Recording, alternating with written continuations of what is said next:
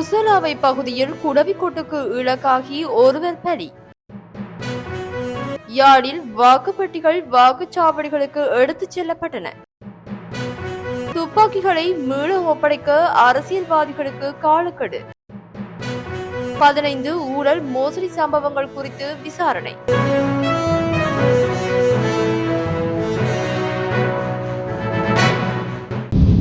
புசலாவை மெல்பட்வத்த பகுதியில் வேலை செய்து கொண்டிருந்த தோட்ட தொழிலாளர்கள் மீது குளவி கொட்டியதில் ஒருவர் உயிரிழந்துள்ளதாக போலீசார் தெரிவித்துள்ளனர். சம்பவம் நேற்று செவ்வாய்க்கிழமை இடம்பெற்றதாக போலீசார் தெரிவித்துள்ளனர். குளவிக்கோட்டுக்கு இலக்காகிய 6 பேர் கம்பளை வைத்தியசாலையில் அனுமதிக்கப்பட்ட பின்னர் சிகிச்சை பலனின்றி ஒருவர் உயிரிழந்துள்ளதாக போலீசார் தெரிவித்துள்ளனர். உயிரிழந்தவர் புசலாவை மெல்பட்வத்த பகுதியைச் சேர்ந்த 50 வயதுடையவர் ஆவார். மேலும் குளவிக்கோட்டுக்கு இலக்காகிய மற்றொருவர் ஆபத்தான நிலையில் கம்பளை வைத்தியசாலையில் சிகிச்சை பெற்று வருவதுடன் ஏனைய 4 பேர் சிகிச்சை பெற்று வெளியேறியுள்ளதாக போலீசார் தெரிவித்துள்ளனர். யாழ் மாவட்டத்திற்கான வாக்குப்பெட்டிகள் அனைத்தும் யாழ் மத்திய கல்லூரியில் அமைக்கப்பட்டுள்ள வாக்கெண்ணும் நிலையத்தில் இருந்து வாக்களிப்பு நிலையங்களுக்கு கொண்டு செல்லும் பணிகள் ஆரம்பமாகியுள்ளன. வாக்குப்பட்டியை ஏற்றியவாறு முதலாவது பேருந்து இன்று புதன்கிழமை காலை 8:30 மணிக்கு புறப்பட்டது. இதன்போது யாழ் தேர்தல் மாவட்ட தெரிவதாட்சி அலுவலகர் மருதலிங்கம் பிரதீபன், யாழ் மாவட்ட சிரேஷ்ட போலீஸ் அத்தியட்சகர் லூசன் சூரிய பண்டார ஆகியோர் கண்காணிப்பில் ஈடுபட்டிருந்தனர்.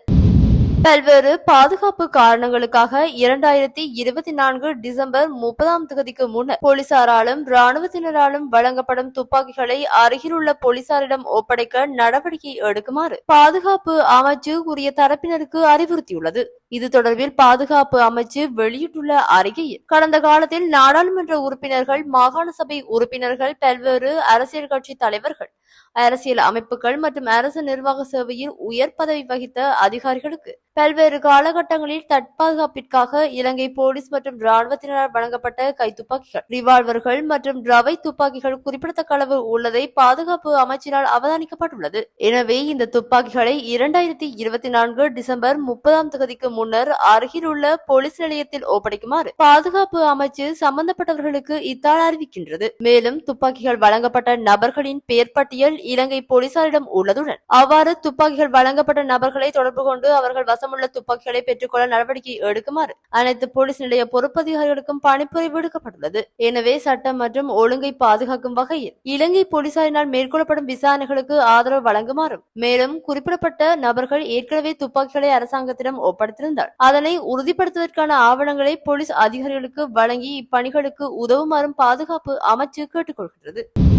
கடந்த காலத்தில் இடம்பெற்றதாக கூறப்படும் 15 மோசடி மற்றும் ஊழல் சம்பவங்கள் தொடர்பில் விசாரணைகளை ஆரம்பிக்க நடவடிக்கை எடுத்துள்ளதாக வெளிநாட்டு வேலைவாய்ப்பு பணியகம் தெரிவித்துள்ளது. இது தொடர்பாக 3040 முறைப்பாடுகள் கிடைத்துள்ளதாக அதன் தலைவர் ஸ்கோசல விக்ரமசிங்க தெரிவித்துள்ளார். சிறப்பு பிரிவுக்கு 3040 முறைப்பாடுகள் கிடைக்கப்பெற்றுள்ளன. அன்றாட தீர்வுகளை வழங்கக்கூடிய 1124 முறைப்பாடுகள் உள்ளன. மேலும் உள்ளக கணக்காய்வு செயல்முறையின் மூலம் பெறப்பட்ட தகவல்களின் அடிப்படையில் சிறப்பு மோசடி அல்லது ஊழல் நடந்ததா என்பதை கண்டறிய 15 சிறப்பு விசாரணைகளை நாங்கள் தேர்ந்தெடுத்துள்ளோம். அவற்றில் 3 தற்போது முறையான உள்ளக தணிக்கைகளுக்கு உட்படுத்தப்பட்டுள்ளன. இன்னும் சில வெளியில் ஊடகங்களில் விவாதிக்கப்பட்டன. அதற்கான தகவல்களை எடுத்து வருகின்றோம் என்றார்.